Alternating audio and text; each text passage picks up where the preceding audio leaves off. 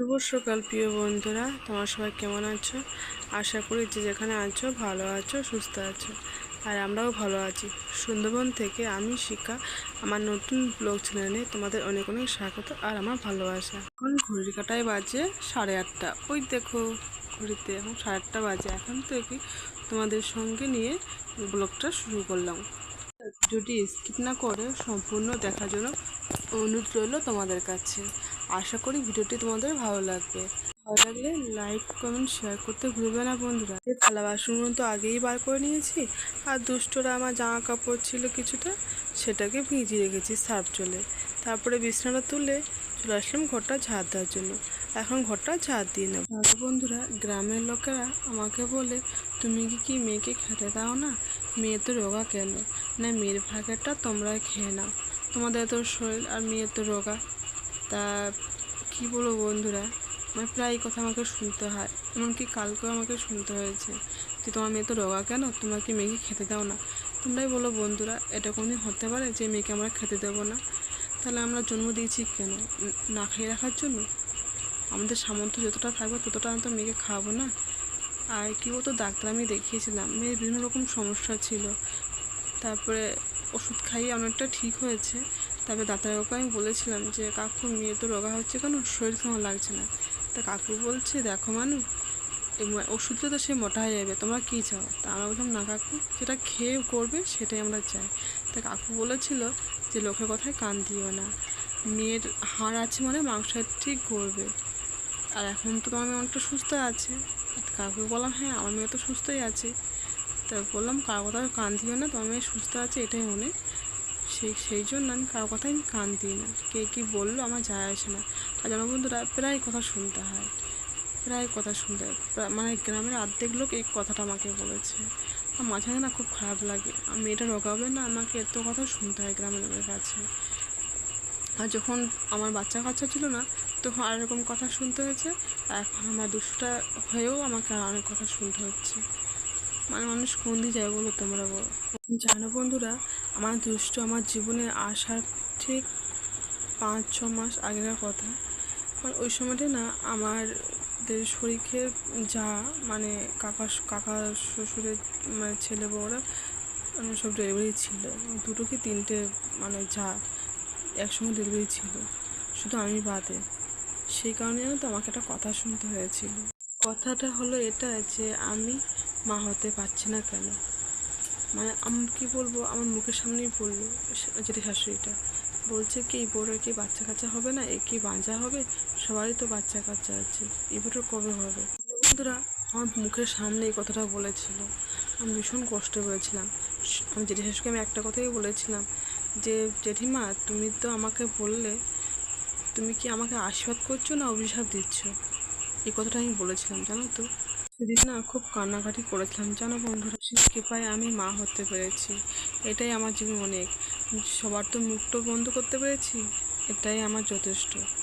যাই হোক বন্ধুরা, তোমাদের সঙ্গে কথা বলতে বলতে আমার ঘর ঝাড় দেওয়া হয়ে গেল, উনুন গোবর দেওয়া হয়ে গেল, আর থালা বাসন মাজা হয়ে গেল। আর এদিকে চলে আসলাম জামা কাপড় দিয়ে জামা কাপড় মিলতে। আর কী বলতো, কালকে তো বাজারে গেছিলাম, বাজারে গেছিলাম সেই জামা, আর হচ্ছে কালকে রাতের বাসি নাইটি, মেয়ের কিছু জামা কাপড়। এখন যাব জল আনতে কলে। আর এই যে দেখছো, দুষ্টুকে নিয়ে যাচ্ছি জল আনতে। আর তোমাদের সঙ্গে না জল আনাটা শেয়ার করতে পারছি না, কারণ দেখতে পাচ্ছ এক হাতে দুষ্ট এক হাতে কলস। সেই কারণে তোমাদের সঙ্গে শেয়ার করতে পারলাম না কলটা। যাই হোক, একটু করতে গিয়ে এসে তারপর দুষ্টুকে মুখ ধুয়ে ওকে ওই ওষুধ খাইলাম। তোমরা তো জানো কালকে রাত আটখানায় গেছিলাম, ওষুধ নিয়ে এসেছি। ওকে ওষুধ তো খাইয়ে দিয়ে তারপর ওকে একটু স্যালাড করে দিয়েছিলাম। স্যালাড খাইয়ে দিয়ে ওকে খাইয়ে দিয়ে তারপরে একটু চা করে খেয়েছিলাম, চা বিস্কুট। আর চা বিস্কুট খেয়ে নিয়ে তারপরে যে সবজি করতে বসে গেছে। কারণ হচ্ছে আর কিছুক্ষণ, মানে এখন তো প্রায় 10টার কাছাকাছি বাজে, আর দুষ্টুর তো ঘুমোর টাইম হয়ে আসছে। সেই কারণে ভাবলাম আগে সবজিগুলো কেটে নিই, তারপর সবজিগুলো কেটে তারপর স্নান করে রান্না বসাবো। আর ওকে ঘুম পাড়িয়ে, সেই কারণে সবজিগুলো কেটে নিচ্ছি। আর কালকে তো এই বরবটি নিয়ে এসেছিলাম, আর কিছুটা ভাজবো আর কিছুটা রেখে দেবো। আর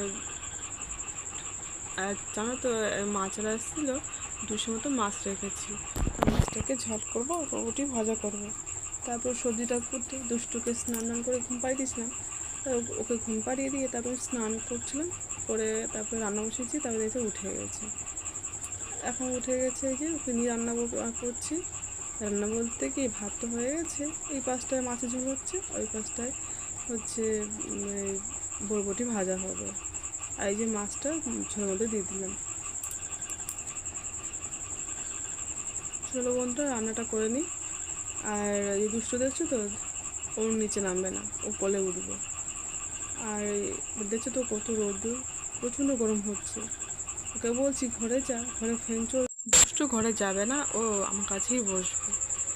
এই গরমের মধ্যে বুঝতে তো পারছো, এই ক্ষেত্রে গরমে আমরা নাজেহাল হয়ে যাচ্ছি। আর তো বাচ্চা মানুষ, ও যেন পুরো ঘেমে গেছে, কিন্তু মোটেও কথা শুনবে না, ও কোলেই থাকবে। আর জানো তো বন্ধুরা, ধরার কেউ নেই, ঘুম থেকে উঠেছে, ওকে তো কোলে নিতেই হবে। রান্না করতে করতে প্রায় 2টো বেজে গেছিলো। তারপরে দুষ্টু তো কান্নাকাটি করছিল, কারণ ও তো খিদে পেয়ে গেছিলো। তারপরে দুষ্টুকে ওষুধ খেয়ে দিলাম, খাইয়ে দিয়ে নিয়ে তারপরে দুষ্টুকে ভাত খাইয়ে দিয়েছিলাম। আর দুষ্টুকে খাওয়াতে খাওয়াতে যেন প্রায় 2টা বেজে গেছিলো। আর ওইদিকে তো হাঁড়ি হাঁড়ি কড়াগুলো জলে ভেজানো ছিল। তারপরে আমি খাওয়া দাওয়া করে তারপরে হাঁড়ি কড়া মেজে নিয়েছিলাম। তারপরে দুষ্টুকে না ঘুম পাড়ানোর চেষ্টা করছিলাম, কিন্তু দুষ্টু ঘুমালো না। তারপরে একটু রাস্তা দিয়ে গেছিলাম, রাস্তা দেখতে গেছে। তারপরে এই ঘরে বাইরে ধূপ ধুয়ে দেখিয়ে নিলাম। আর হ্যাঁ বন্ধুরা, আমার না মাঝে মাঝে না কথায় বেঁধে যাচ্ছে, প্লিজ তোমরা কিছু মনে করো না, বুঝতে তো পারছো। এই প্রথম প্রথম তো একটু সবার এরকম হয়, বেঁধে যায়, তোমরা একটু মানিয়ে নিও।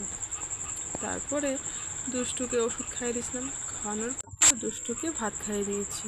কারণ হচ্ছে ও তো বিকালে ঘুমায়নি, ও তাড়াতাড়ি ও তো ঘুমিয়ে যাবে, সেই কারণে ওকে আমি ভাত খাইয়ে দিয়েছি। খাওয়ানোর পর তাহলে দুষ্টুকে নিয়ে বই নিয়ে বসিয়েছি বই পড়ানোর জন্য।